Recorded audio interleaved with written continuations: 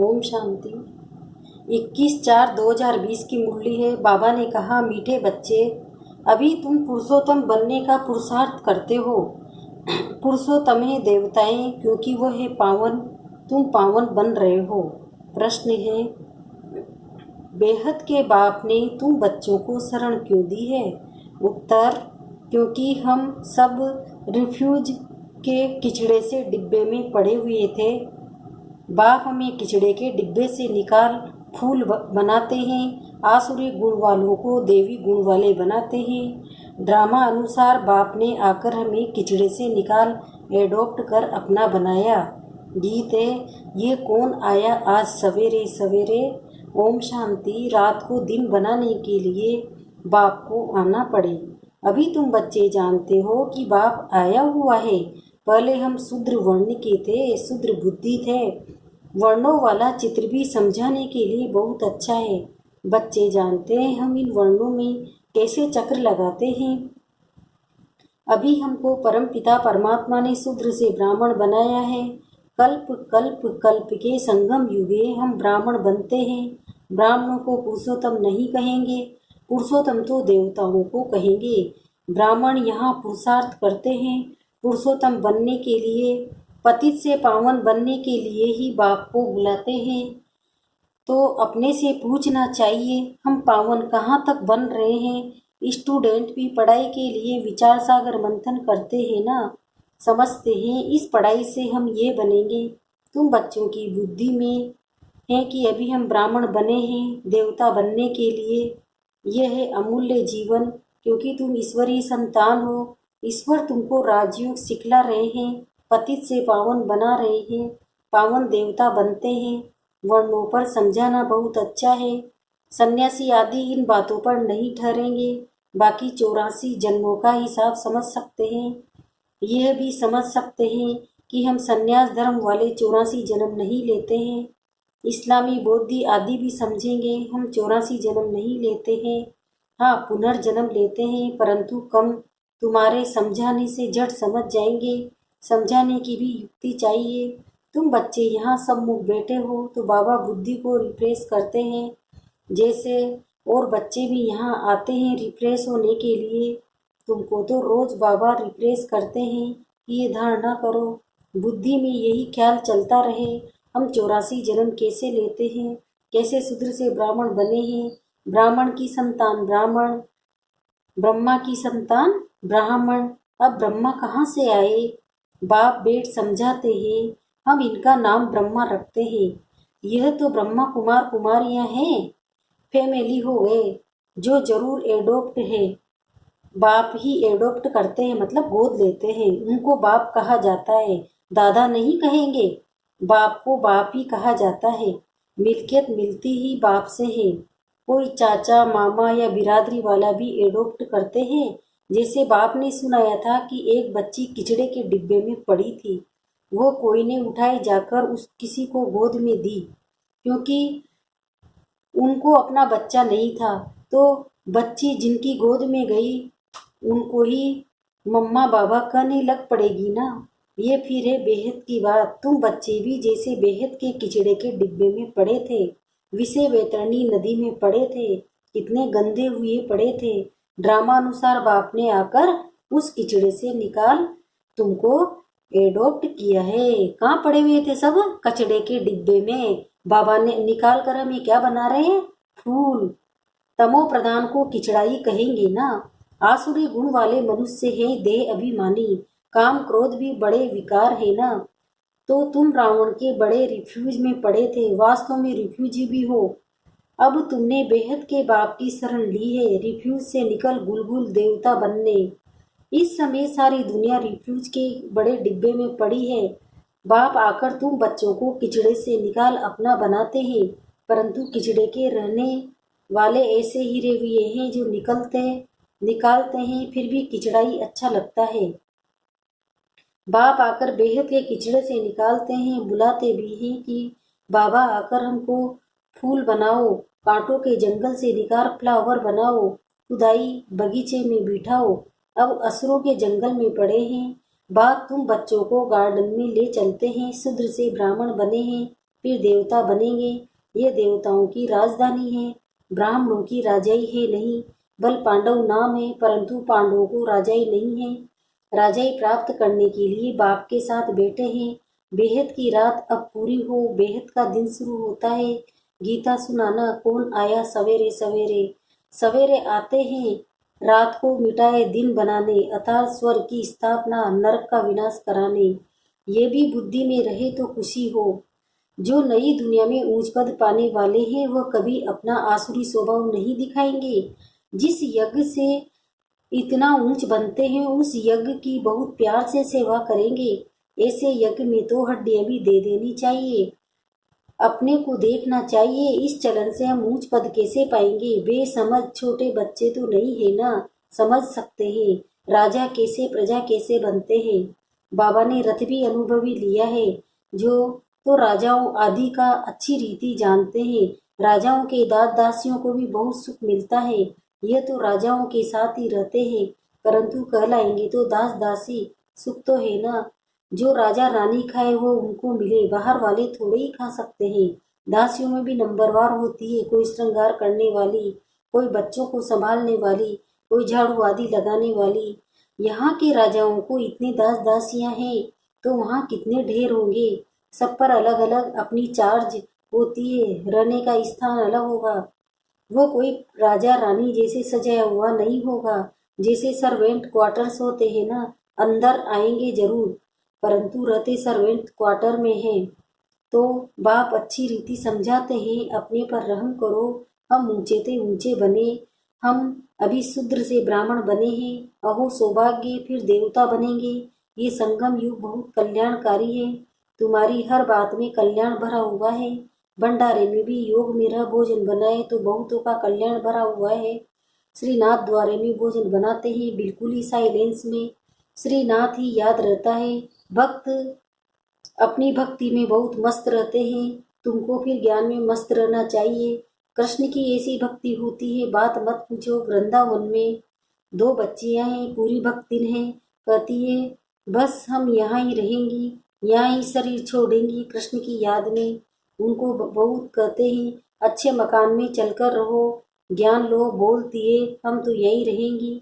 तो उनको कहेंगे भक्त शिरोमणि कृष्ण पर कितना न्यौछावर जाते हैं। अभी तुमको बाप पर न्यौछावर होना है। पहले पहले शुरू में शिव बाबा पर कितने न्यौछावर हुए, ढेर के ढेर आए। जब इंडिया में आए तो बहुतों को अपना घर बार याद पड़ने लगा।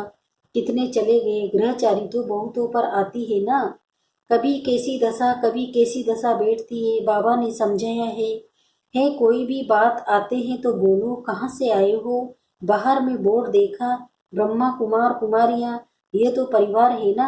एक है निराकार परम पिता परमात्मा, दूसरा भी प्रजापिता ब्रह्मा भी गया हुआ है। ये सब उनके बच्चे हैं। दादा है शिव बाबा, वर्षा उनसे मिलता है। वह राय देते हैं मुझे याद करो तो हम पति से पावन बन जाएंगे। कल पहले भी ऐसी राय दी थी। कितनी ऊंची पढ़ाई है ये भी तुम्हारी बुद्धि में है।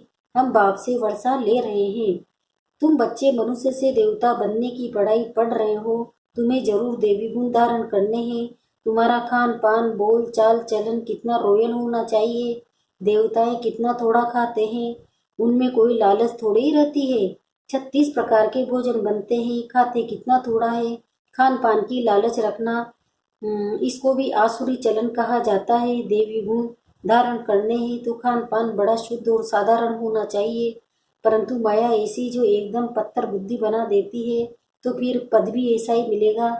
बाप कहते हैं अपना कल्याण करने के लिए देवी गुण धारण करो। अच्छी रीति पढ़ेंगे पढ़ाएंगे तो तुमको ही इफाजा मिलेगा। बाप नहीं देते हैं, तुम अपने पुरुषार्थ से पाते हो। अपने को देखना चाहिए कहाँ तक हम सर्विस करते हैं, हम क्या बनेंगे। इस समय शरीर छूट जाए तो क्या मिलेगा। बाबा से कोई पूछे तो बाबा झट बता दे कि इस एक्टिविटीज से समझा जाता है ये फलाना पद पाएंगे। पुरुषार्थी नहीं करते तो कल्प कल्पांतर के लिए अपने को घाटा डालते हैं। अच्छी सर्विस करने वाले जरूर अच्छा पद पाएंगे। अंदर में मालूम रहता है ये दास दासी जाकर बनेंगे, बाहर से कह नहीं सकते। स्कूल में भी स्टूडेंट समझते हैं हम सीनियर बनेंगे या जूनियर। यहाँ भी ऐसे ही सीनियर जो होंगे वह राजा रानी बनेंगे, जूनियर कम पद पाएंगे। साहूकार में भी सीनियर और जूनियर होंगे, दास दासियों में भी सीनियर और जूनियर होंगे। सीनियर वालों का दर्जा ऊंच होता है। झाड़ू लगाने वाली दासी को कभी अंदर महल में आने का हुक्म नहीं रहता। इन सब बातों को तुम बच्चे अच्छी रीति समझ सकते हो, पिछाड़ी में और भी समझते जाएंगे। ऊंच बनाने वालों का फिर रिगार्ड भी रखना होता है। देखो कुमार का है, वो सीनियर है, तो रिगार्ड रखना चाहिए। बाप बच्चों का ध्यान खिंचवाते हैं। जो बच्चे महारथी है उनका रिगार्ड रखो, रिगार्ड नहीं रखते हैं तो अपने ऊपर पाप का बोझा चढ़ाते हैं। ये सब बातें बाप ध्यान में देते हैं। बड़ी खबरदारी चाहिए। नंबरवार किसी का रिगार्ड कैसे रखना चाहिए। बाबा तो हर एक को जानते हैं ना। किसी को कहे तो ट्रैक्टर बनने में देरी न करे। फिर कुमारियों माताओं आदि पर भी बंधन आ जाते हैं, सितम सहन करने पड़ते हैं। बहुत करके माताएं लिखती है, बाबा हमको ये बहुत तंग करते हैं, हम क्या करें। अरे तुम कोई जानवर थोड़े ही हो जो जबरदस्ती करेंगे। अंदर में दिल है तब पूछती हो क्या करूं। इसमें तो पूछने की बात ही नहीं है। आत्मा अपना मित्र है, अपना ही शत्रु है, जो चाहे सो करे। पूछना माना दिल है। बहुत मुख्य बात है याद की। याद से तुम पावन बनते हो। ये लक्ष्मी नारायण नंबर 1 पावन है ना। मम्मा कितनी सर्विस करती थी। ऐसा तो कोई कह न सके कि हम मम्मा से भी होशियार हैं। मम्मा ज्ञान में सबसे तीखी थी। योग की कमी बहुतों में है, याद में रह नहीं सकते हैं। याद नहीं करेंगे तो विकर्म विनाश कैसे होंगे। लोग कहता है पिछाड़ी में याद में ही शरीर छोड़ना है। शिव बाबा की याद में ही प्राण तन से निकले। एक बाप के सिवाय और कोई याद न आए, कहाँ भी आसक्ति न हो, ये प्रैक्टिस करनी होती है। हम अशरीरी आए थे, फिर अशरीरी होकर जाना है। बच्चों को बार बार समझाते रहते हैं, बहुत मीठा बनना है, देवी गुण भी होने चाहिए। देह अभिमान का भूत होता है ना। अपने घर पर बहुत ध्यान रखना है, बहुत प्यार से चलना है। बाप को याद करो और चक्र को याद करो। चक्र का राज किसी को समझाया तो भी वंडर खाएंगे। 84 जन्मों की ही किसी को याद नहीं रहती है, तो 84 लाख फिर कैसे कोई याद कर सके। ख्याल भी न आ सके। इस चक्र को ही बुद्धि में याद रखो तो भी अहो सौभाग्य। अभी ये नाटक पूरा होता है, पुरानी दुनिया से वैराग्य होना चाहिए। बुद्धि योग शांति धाम सुख धाम में रहे। गीता में भी है मन मनाभव। कोई भी गीता पाठी मन मनाभव का अर्थ नहीं जानते। तुम बच्चे जानते हो। भगवान वाच देह के सभी संबंध छोड़ अपने को आत्मा समझो। किसने कहा। श्री कृष्ण भगवान थोड़े ही है। फिर कोई फिर कहते हैं हम तो शास्त्रों को ही मानते हैं। बल भगवान आए तो भी नहीं मानेंगे, बरोबर शास्त्र पढ़ते रहते हैं। भगवान आए हैं, राजयोग सिखला रहे हैं, स्थापना हो रही है। ये शास्त्र आदि सभी भक्ति मार्ग के। भगवान का निश्चय तो हो तो वर्षा लेने लग पड़े, फिर भक्ति भी उड़ जाए। परंतु जब निश्चय हो ना। अच्छा, मीठे मीठे सिकिल दे बच्चों प्रति माता पिता बाप दादा का याद प्यार और गुड मॉर्निंग। रूहानी बाप की रूहानी बच्चों को नमस्ते। हम रूहानी बच्चों की भी रूहानी माता पिता बाप दादा को याद प्यार गुड मॉर्निंग, नमस्ते नमस्ते नमस्ते।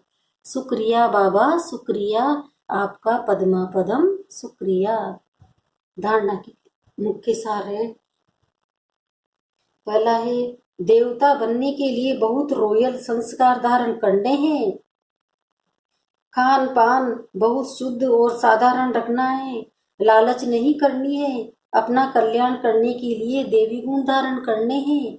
दूसरा है, अपने ऊपर ध्यान रखते सबके साथ बहुत प्यार से चलना है। अपने से जो सीनियर है उनका रिगार्ड जरूर रखना है। बहुत बहुत मीठा बनना है। देह अभिमान में नहीं आना है। वरदान, दातापन की स्थिति और समाने की शक्ति द्वारा सदा विघ्न विनाशक समाधान स्वरूप भव। अब इसका विस्तार बता रहे बाबा। विघ्न विनाशक समाधान स्वरूप बनने का वरदान विशेष 2 बातों के आधार से प्राप्त होता है। पहला, ये सदा स्मृति रहे कि हम दाता के बच्चे हैं, इसलिए मुझे सबको देना है। रिगार्ड मिले इसने मिले तब इसने ही बने, नहीं मुझे देना है। स्वयं के प्रति तथा संबंध संपर्क में सर्व के प्रति समाने की शक्ति स्वरूप सागर बनना है। इन्हीं 2 विशेषताओं से शुभ भावना शुभ कामना से संपन्न समाधान स्वरूप बन जाएंगे। कोई हमें सम्मान दे या न दे, कोई हमें प्यार दे या न दे, परंतु मुझे तो देना ही है। स्लोगन है, सत्य को अपना साथी बनाओ तो आपकी नाव कभी डूब नहीं सकती। सत्य को मतलब सत्य कौन है? बाबा। बाबा को अपना साथी बनाओ तो नैया पार लगी पड़ी है, कभी डूब नहीं सकती। कहते हैं ना, सच की नाव हिलेगी डुलेगी परंतु डूबेगी नहीं। ओम शांति।